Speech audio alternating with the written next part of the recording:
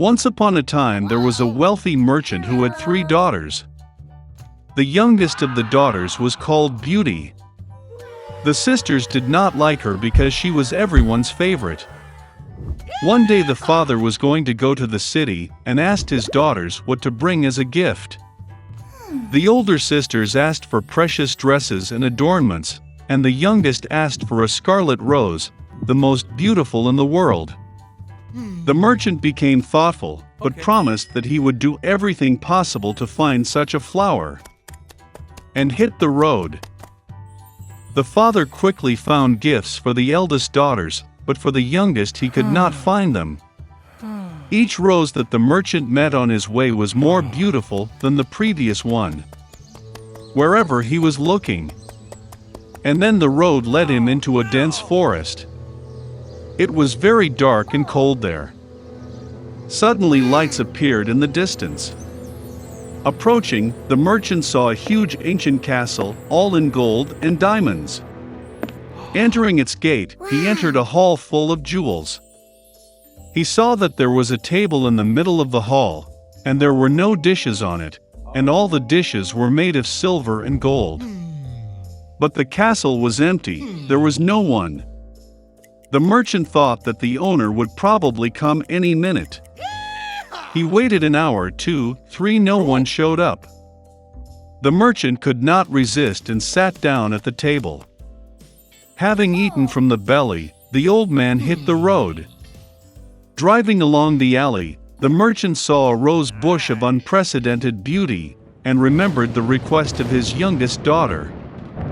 He drove up and picked the most beautiful rose. At the same moment, lightning flashed, thunder struck, there was a roar, and rose, as if out of the ground, in front of the merchant, and not a beast or a man, but some kind of monster, terrible and furry.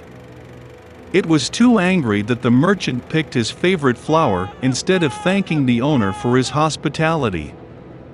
The old man was very frightened and said that he would do anything, as long as he did not kill him. For such an offense, the beast agreed to marry one of his daughters.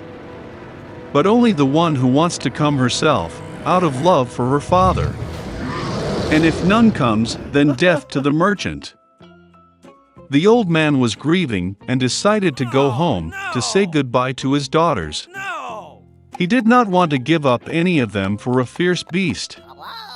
I got on my horse and went home. Having met the children, he gave gifts to everyone and told about his adventures. The older sisters pounced on the younger, they say, it was her fault she ordered a lousy flower, for which the father now has to pay with his life. To which Beauty replied that she would gladly go to the beast instead of her father. And so, the next day, Beauty hit the road. The horse quickly found its way back to the castle. Entering the hall, she found a table with exquisite wines and food. Beauty thought that the beast wanted to eat her, so she feeds her. As soon as she had dinner, there was a roar, and a terrible and hairy monster appeared, as if from under the ground. And the beast said to Beauty that since she herself came here of her own free will, it means that she has a good heart. And so the monster will also be kind to her. And with these words, the beast disappeared. Waking up in the morning, Beauty decided to take a walk. Entering one of the rooms, she saw an inscription on the table, "Whatever the beauty wishes, I will do." The girl thought that after all the monster is kind and probably he is not going to eat it. So they lived for a long time. The beast treated Beauty very well and fulfilled all her desires. One day the girl dreamed that her father was sick. She really wanted to visit him. The Beauty tearfully asked the beast to let her go and promised that she would definitely come back. The monster replied that she was free and could return whenever she wanted. The next day, Beauty put on her most expensive clothes and went to her father. He was very happy to see his daughter safe and sound.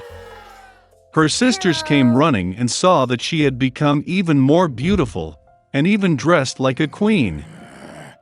A week later, Beauty had a dream that the beast was lying on the grass in the park and dying. She woke up in horror and decided to urgently return and cure him. When the girl approached the castle, she saw the lifeless body of the beast on the grass. Her heart was breaking with pity. The beauty rushed to him with tears and kissed him. And at the same moment lightning flashed, thunder struck, the whole castle was lit up with a bright light, and music played everywhere. The monster disappeared, and in its place the most charming prince lay on the grass. He told Beauty that this evil fairy had bewitched him and turned him into a monster, until a young beautiful girl fell in love with him and wanted to get married. The beauty gave him her hand, and they went to the castle. The next day, Beauty and the prince got married and healed happily ever after. This is how a good heart can break an evil spell. A long time ago, a miller kept a donkey.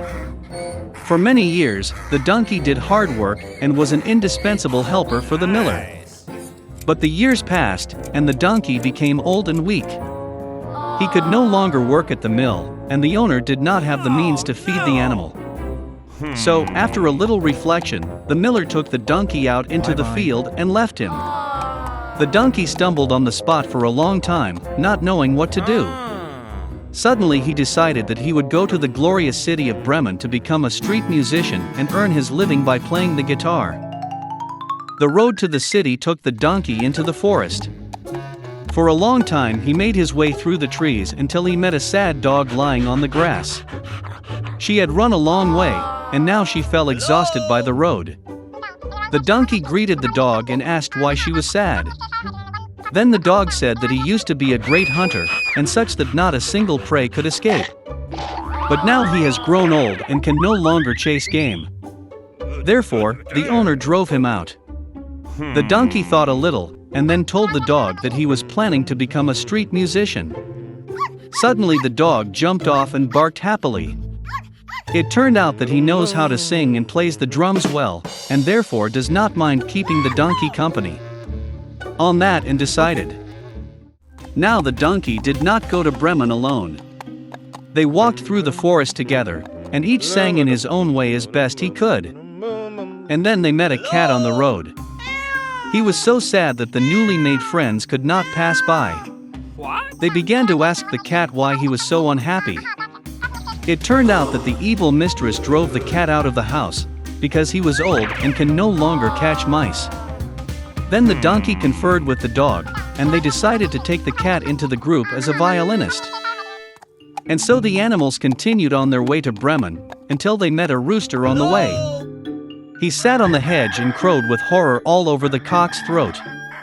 Friends spoke to him and learned that the rooster had escaped from the hostess, who considered him old and decided to cook soup out of him. Without thinking twice, the donkey, the dog and the cat called a rooster into the group, giving him a balalaika.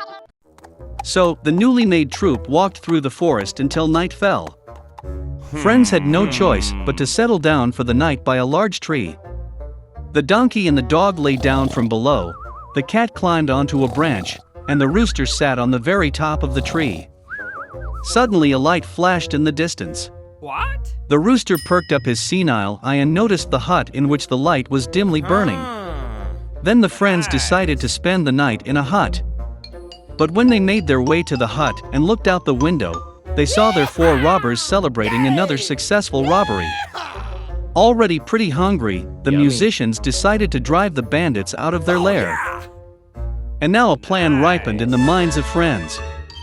The donkey fell on the windowsill, the dog sat on the donkey, the cat on the dog, and a rooster turned out to be at the top of the pyramid.